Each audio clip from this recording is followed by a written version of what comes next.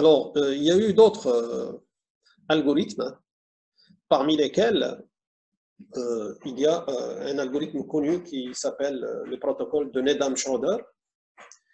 Donc, vous avez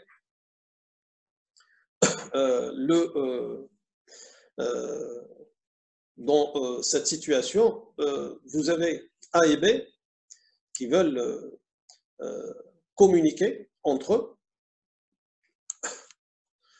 Et vous avez ici ce qui est utilisé, vous avez un tiers de confiance qui est utilisé. C'est ce qu'on appelle S. Et du coup, vous avez une clé secrète qui est déjà partagée avec S. Ça veut dire que vous avez KAS, c'est quoi? C'est la clé secrète entre A et S.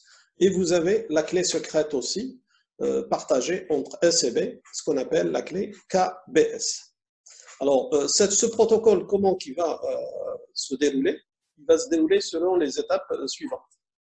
Alors, A, qui lui veut initier la conversation, il va demander à S une clé de session avec B. Et donc là, c'est ce qu'on appelle la clé de session KAB. KAB voudra dire c'est une clé de session entre A et B. Donc ça lui permettra de communiquer par la suite avec B en toute confidentialité. Alors pour le faire, il introduit ce qu'on appelle un jeton. Alors les jetons, en général, dans beaucoup d'algorithmes, ont été introduits. Pourquoi? Parce que les jetons, en général, sont des données qui sont des valeurs aléatoires et ça permet, comme je dirais, élément essentiel, c'est d'éviter le rejeu d'un scénario. Parce que dans un certain nombre de scénarios, si l'échange, je dirais, des valeurs ou des données sont statiques, on peut toujours rejouer le scénario. Et donc là, c'est un danger qui existe dans certains protocoles qui ne prennent pas la peine de, je dirais, de changer les données d'une session à une autre. Et donc, un moyen de le faire, c'est d'utiliser les jetons. Et les jetons, c'est quoi? En général, vous avez un générateur aléatoire et vous savez que les générateurs aléatoires génèrent à chaque fois des valeurs qui sont nouvelles. Donc, ça permettra de changer toujours le scénario d'une session à une autre. Et donc, quelqu'un qui va capter, par exemple, le protocole d'une session, il ne pourra jamais le rejouer dans le futur. Et ça, c'est un peu l'intérêt d'introduire des jetons dans des protocoles. Alors, ici, dans ce protocole d'échange de Needham-Schroeder, on utilise un jeton qui est appelé JA pour dire que ce jeton a été généré par A. Et donc, du coup, A, qu'est-ce qu'il va faire? Il va envoyer à S son identité pour dire « moi, c'est A, je veux communiquer avec B, et voici le jeton que j'ai généré pour cette requête, c'est-à-dire pour cette demande. » Alors, ensuite, S, qu'est-ce qu'il va faire? Il va envoyer une clé de session qui est chiffrée et un ticket, c'est-à-dire un autre jeton, qui est qui soit utilisé par B.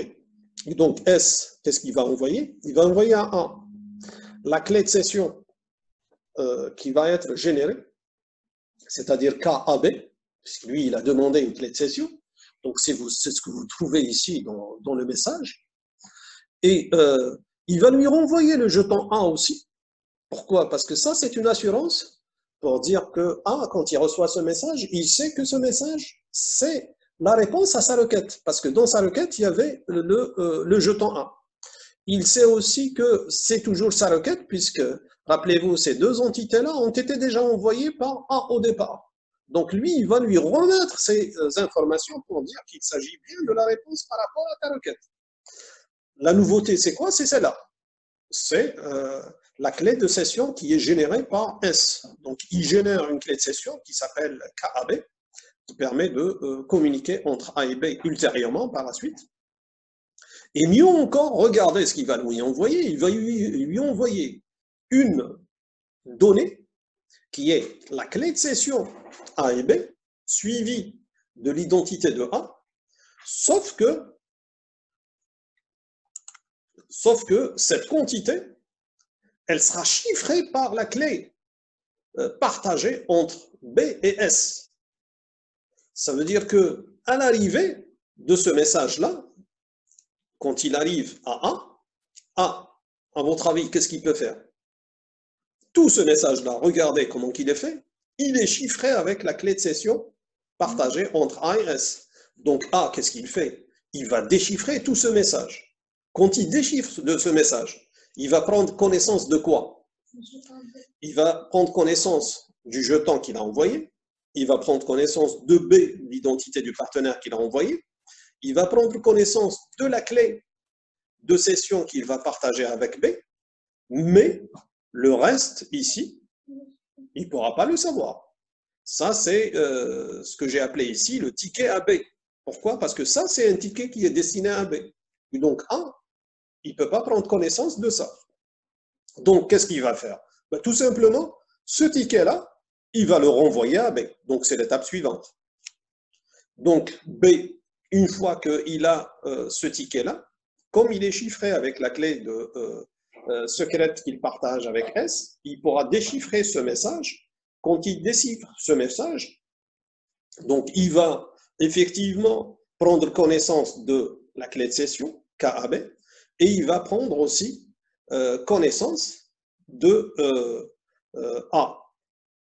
Alors, quand il déchiffre ça, donc il a la clé de session et il a A pour dire que c'est A qui veut communiquer. Donc là, il a reçu tout ce message de A, donc il sait que c'est A qui veut participer avec lui, et il a la confirmation, c'est que A se trouve dans ce ticket-là, à l'intérieur. Ça veut dire que si je reçois un message d'un autre partenaire, et ensuite je déchiffre le ticket, je trouve l'identité d'un autre, je sais que ça, c'est un mauvais message et ce n'est pas authentique. Par contre, ici, ça nous assure l'authenticité que c'est bien A qui veut ouvrir une session avec moi. Et donc, grâce à ce ticket-là, j'arrive à avoir la confirmation. Alors, B, il ne va pas se contenter de ça, il va quand même s'assurer encore une deuxième fois que c'est A qui est à l'origine de la demande. Donc, qu'est-ce qu'il fait? Ben, tout simplement, il a pris connaissance de la clé de session AB. Donc, qu'est-ce qu'il va faire? Il va générer lui-même un jeton qu'on appelle JB. Et qu'est-ce qu'il fait? Ben, il va chiffrer ce jeton avec la clé de session. Et il va l'envoyer à A. Alors, comme A, l'authentique, il a déjà reçu la clé de session KAB. Ça veut dire que ça, ce qu'il a envoyé B, il peut le déchiffrer. Donc, lui, qu'est-ce qu'il fait? Il va déchiffrer ce message. Donc, il va prendre connaissance du jeton de B. Et là, en général, dans le protocole, le jeton va subir une modification du style, par exemple, ici, faire une décrémentation du jeton. Donc, je prends JB-1 et ensuite, je vais le chiffrer avec la clé de session AB et je l'envoie à B. Et donc, B, par la suite, il va recevoir cette information, il verra que c'est la valeur qu'il a reçue, c'est bien la valeur qu'il a déjà envoyée, -1. Et donc, automatiquement, ça lui donne encore l'assurance que, effectivement, cette clé de session est bel et bien partagée entre A et B. Et automatiquement, ça permettra de réaliser cette information. Alors, ici, dans le protocole, c'est vrai que c'est un protocole qui est composé de 5 étapes. Il y a une réflexion d'une personne parmi vous en disant cette méthode elle est longue. Alors je vous dis une chose, ça c'est, je pense que on l'a appris ensemble en système d'exploitation, c'est que vous voulez améliorer les choses, il y a un prix à payer. Le prix à payer c'est quoi? c'est en termes de vérification, en termes de temps, etc. Donc ici, ce que vous remarquez que ce protocole est plus élaboré que les protocoles précédents. Donc, il y a plusieurs étapes. Vous avez éléments supplémentaires qui n'existaient pas dans les deux premiers protocoles qu'on a présentés. Ici, il y a un élément supplémentaire, c'est quoi? Vous avez un tiers de confiance. Dans les deux précédents, il n'y avait pas de tiers de confiance. Ici, vous avez aussi une nouveauté. C'est l'utilisation des jetons. Donc, les jetons qui sont des variables aléatoires qu'on rajoute. Et ce protocole, quand on fait une clé de session, la prochaine fois, on ne pourra pas utiliser la même clé, le même, je dirais, scénario. Pourquoi? Parce que ça va changer. Et ici, ce que vous avez vu, c'est que dans ce protocole, il n'y a pas je dirais, ce qu'on appelle une confiance aveugle. Donc, A ne fait pas confiance d'une manière aveugle à S et à B. Donc, les deux, qu'est-ce qu'ils font? Regardez, S, il a envoyé la clé de session. Et il a envoyé le chiffré vers B, etc. Donc, à travers A. Mais les deux ne font pas confiance directe. La preuve, regardez, B a généré encore lui-même un jeton qu'il a envoyé à A, il a attendu la réponse de A. Donc ça, c'est une confirmation à deux niveaux. Donc, ce qui montre que, effectivement, si on veut faire les choses un peu plus performantes et un peu plus sécurisées, vous êtes obligé de mettre des choses supplémentaires. Donc ça, c'est le principe qui est utilisé dans ce schéma. Donc ce schéma présente un double intérêt, c'est un intérêt concernant l'usage de, je dirais, du tiers de confiance et de l'usage de jetons de part et d'autre, ce qui permet de renforcer davantage, je dirais, la sécurité et la mise en œuvre de ce protocole qui permet d'échanger une clé de session d'une manière sécurisée entre les deux partenaires.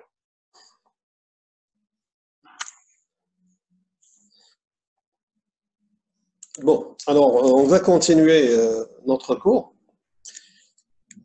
Donc ça, c'était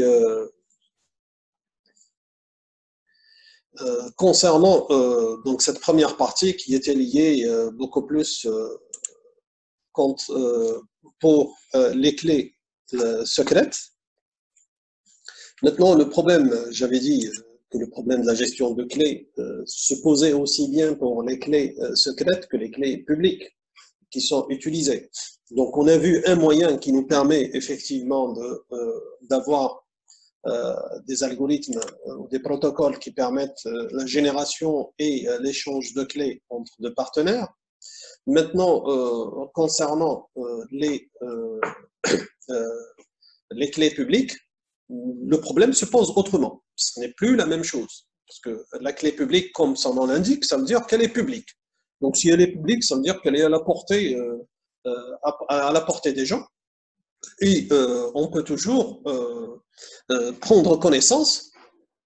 Et le problème qui va persister par la suite, c'est quoi? C'est de dire, tiens, j'ai trouvé une clé publique, comment, par la suite, s'assurer que cette clé appartient bel et bien à la personne qui prétend être le propriétaire. Donc ça, c'est le problème qui existe. Alors, les solutions qui ont été utilisées, c'est quoi? C'est parmi les solutions, c'est d'avoir une annonce publique du style sur les réseaux, tu fais un broadcast d'un message. Alors, c'est le moyen qui permet de diffuser de l'information. Donc, je diffuse cette information. Qu'est-ce qui prouve par la suite que le message est authentique, il provient effectivement de la personne en question. Donc ça, c'est l'annonce, le problème de l'annonce publique, c'est une destination. C'est que le problème, c'est à un moment donné, n'importe qui peut créer une clé en prétendant être une autre personne. je pense que de nos jours, vous vivez un peu le problème sur Facebook et autres avec les fake news, parce qu'il y a une diffusion et la diffusion, vous ne savez pas exactement qui est le propriétaire et qui est à l'origine de cette diffusion. La preuve, en général, quand il y a de fake news, le problème il est assez complexe pour pouvoir retrouver la personne qui a généré ce fake news. C'est pas évident.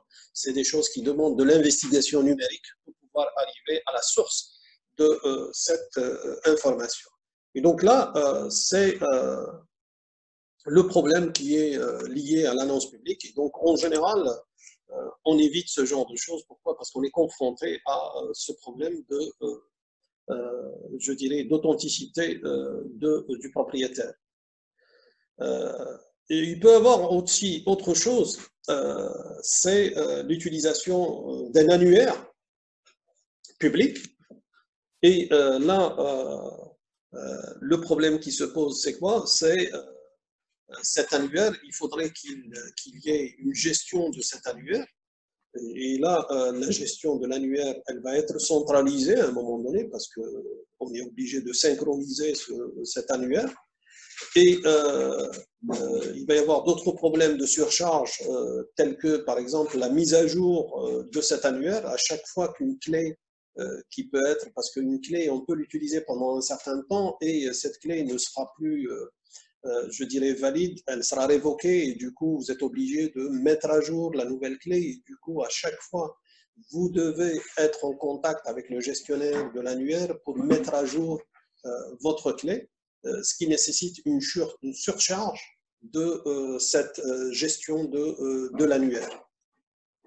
Et naturellement, cette solution elle-même aussi a été plus ou moins, je dirais, mise un peu à l'écart pour renforcer la sécurité, particulièrement quand on veut s'assurer de la propriété de la clé, surtout pour des opérations, je dirais, très sécurisées. Alors, pour ce faire, ce qu'on a, en général, le principe, c'est quoi? C'est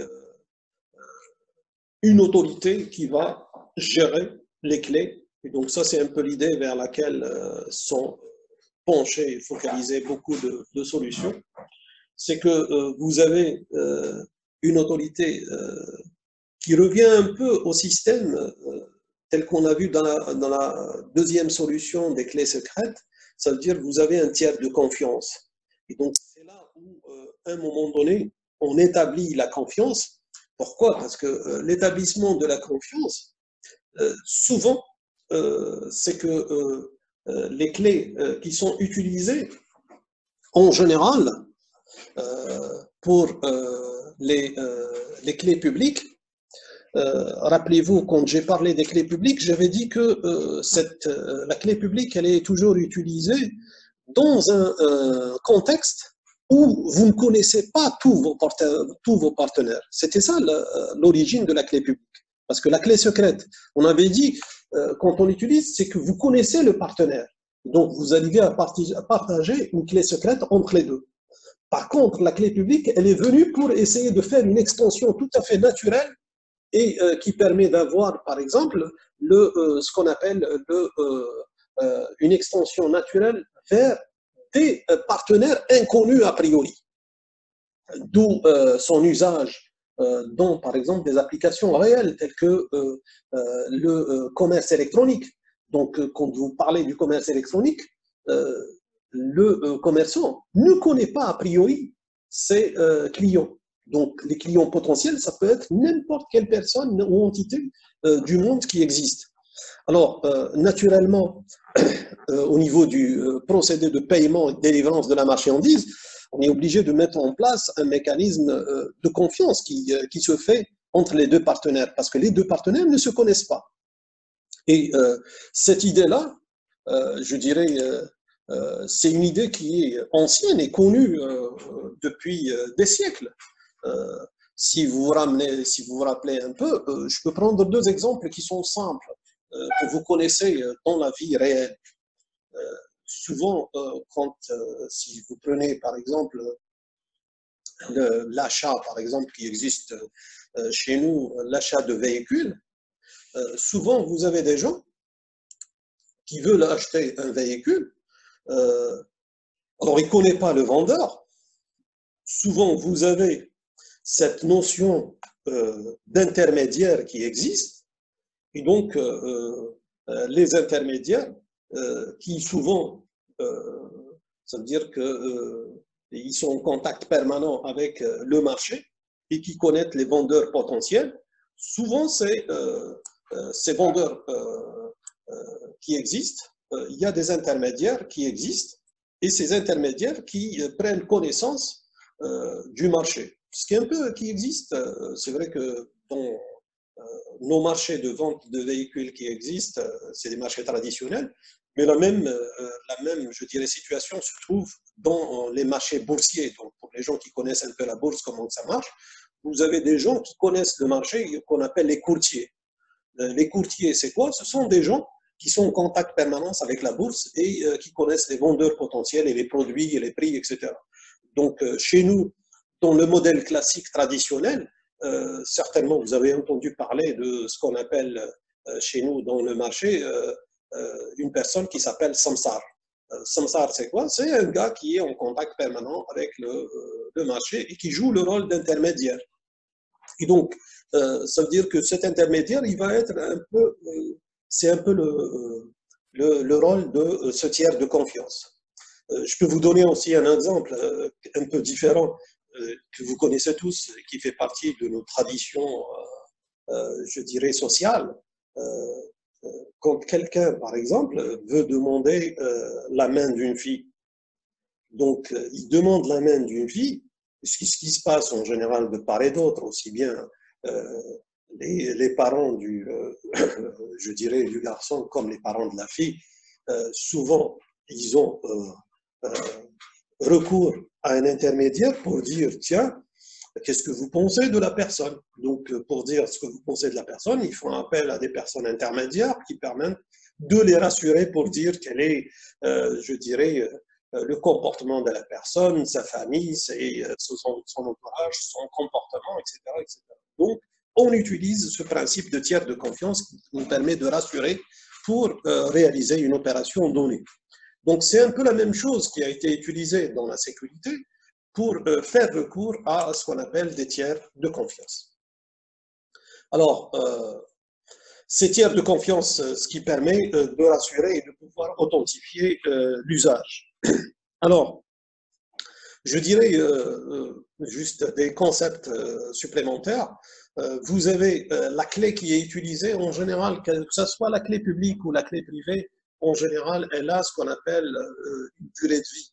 Donc, cette durée de vie, dans laquelle la clé, elle est valide et automatiquement, on peut toujours lui faire confiance et l'utiliser. L'utiliser, je dirais, pendant sa période de validité. Donc, cette période de validité, elle existe bel et bien. Pourquoi? Parce que ce sont les applications réelles qui l'exigent.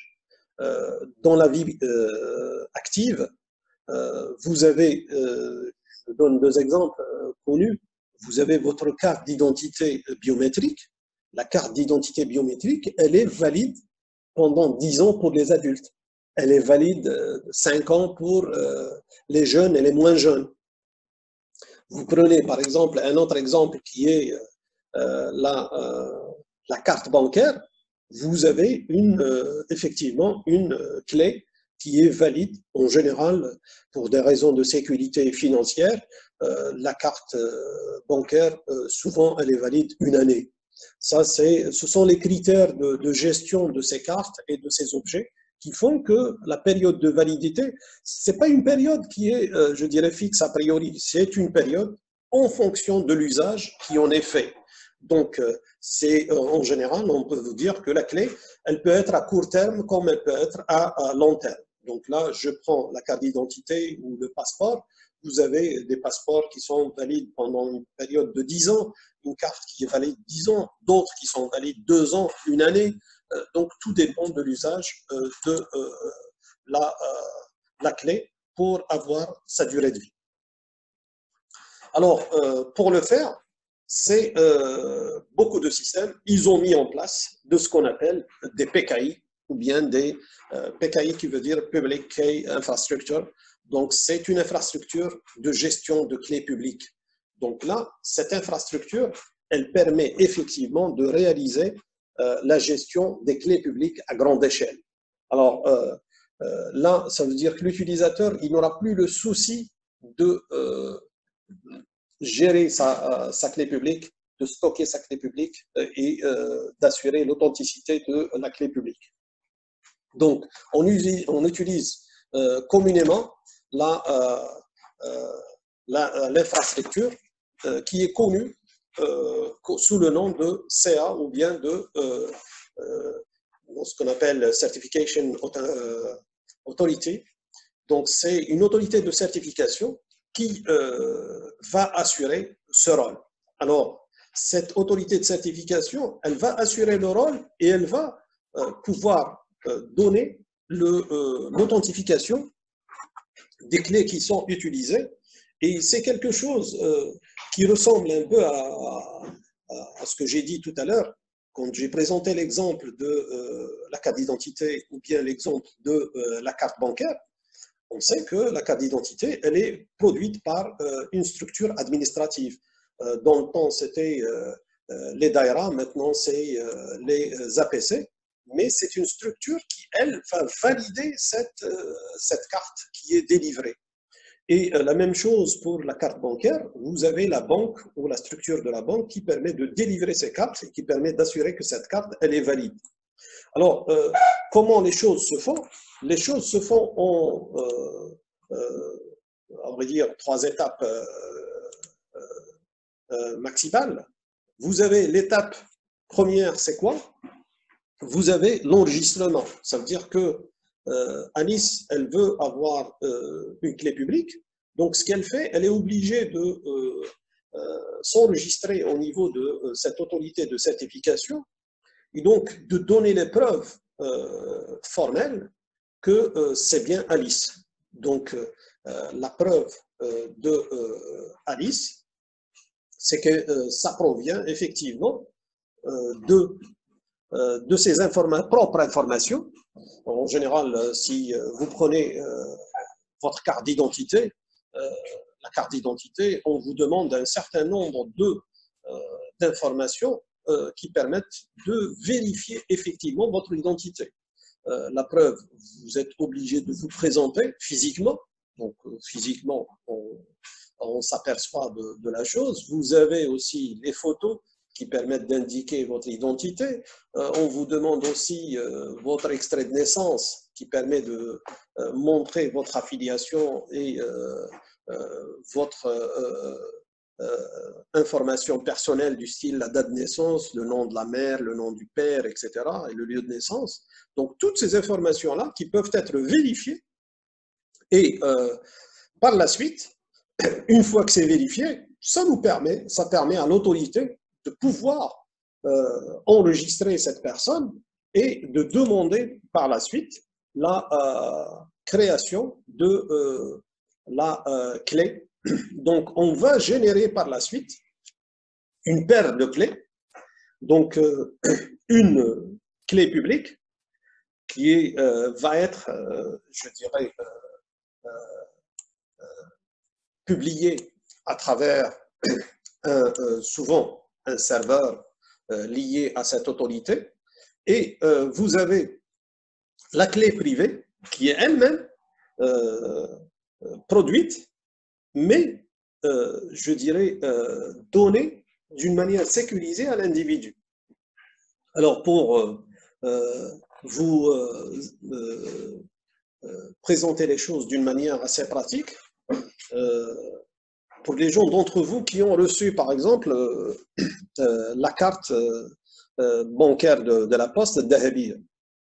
Donc cette carte, quand elle est produite, naturellement, pour pouvoir l'utiliser sur le réseau, vous avez la clé publique qui est utilisée et vous avez la clé privée. La clé privée, en général, elle est matérialisée par un code PIN de 4 chiffres.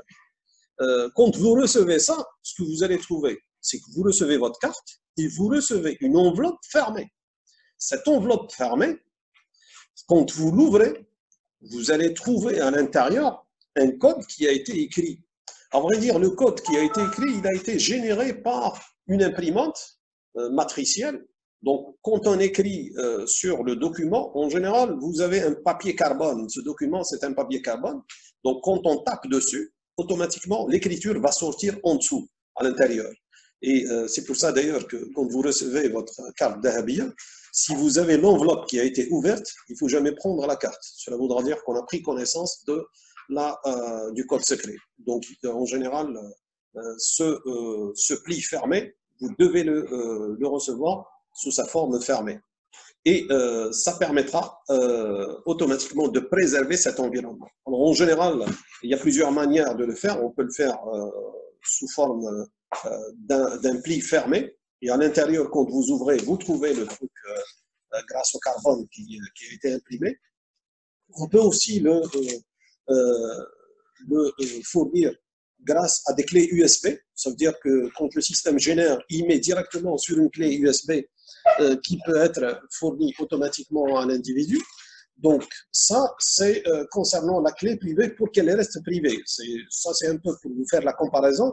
C'est comme le mot de passe que vous avez sur un système. Même l'administrateur ne sait pas le mot de passe. Là aussi, quand on génère, l'autorité ne sait pas quel est ce mot de passe. Par contre, l'autorité, elle prend je dirais, une mesure préventive. Il y a dans l'autorité de certification, vous avez l'autorité d'enregistrement, vous avez l'autorité de génération de clés et vous avez une autorité annexe qui s'appelle l'autorité séquestre. L'autorité séquestre, c'est quoi? Ça veut dire une autorité qui a été utilisée pour des besoins un peu particuliers. Rappelez-vous, quand on a parlé de la sécurité, on avait dit que la sécurité avait 4 objectifs majeurs, qui étaient la confidentialité, l'intégrité, la disponibilité, et le 4e. Donc le 4e, c'est quoi? C'est la non-répudiation. La non-répudiation, c'est quoi? C'est le fait de dire que si j'ai fait quelque chose, je ne pourrai pas le nier par la suite.